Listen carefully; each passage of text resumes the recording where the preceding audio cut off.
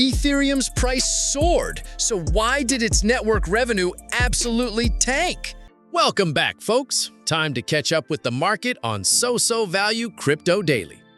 All right, let's kick things off with a look at the big picture. The market's showing a little green today, with the total crypto market cap climbing a respectable 0.8% to hit $3.93 trillion. It's not a massive rocket launch, but it's a steady climb. Bitcoin's playing it cool, inching up 0.4% to hover around a cool $111,100. Ethereum is holding its ground, trading sideways right at that $4,300 mark.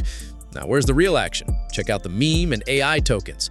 While most sectors saw about a 1% gain, those two categories are popping off with a nearly 5% jump. It seems like traders are picking their favorite stories to play while the rest of the market catches its breath. First up, let's talk about the big one, Ethereum. This is a fascinating story. Even though ETH soared to an all-time high of nearly $5,000 back in August, its network revenue actually tanked by 44% month over month. We're talking $14.1 million. Transaction fees also dropped by 20%. Now, why is this happening? It all goes back to the Dencun upgrade, which was designed to make fees cheaper. Great for us users, right? But it sparked a huge debate. On one side, you have the critics saying, see, the fundamentals are getting weaker. But on the other side, the supporters, the true believers, are firing back, arguing that this is all part of the long-term plan. They see Ethereum not just as a moneymaker today, but as the foundational layer for the entire future of finance. And here's the kicker that supports their case. Institutional interest is not slowing down. Wall Street and the big public fund companies are still circling, very interested in those juicy staking yields. The data also suggests the short-term selling might be cooling off, as things like staking queues and ETF outflows are getting back to normal. So while the revenue numbers look weird, the big money story is still very much in play. Next, let's clear up some FUD. You might have seen rumors flying around that Tether was dumping its Bitcoin.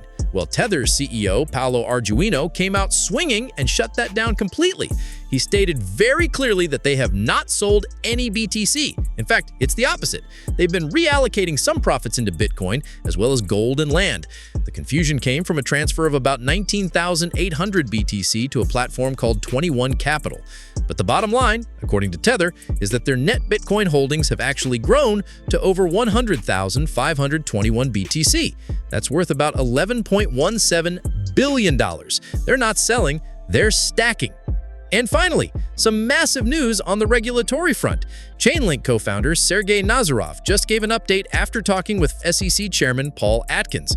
He said the conversation with regulators is no longer about if tokenization should happen, but how to do it securely and efficiently. This is a game changer. Nazarov predicts that tokenized real-world assets will eventually become the biggest part of the crypto market, and we could see compliant on-chain asset transfers as soon as mid-2025. This is the bridge between traditional finance and crypto being built right now.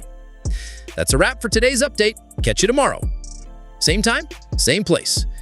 Cut through the chaos. Focus on what drives the crypto market.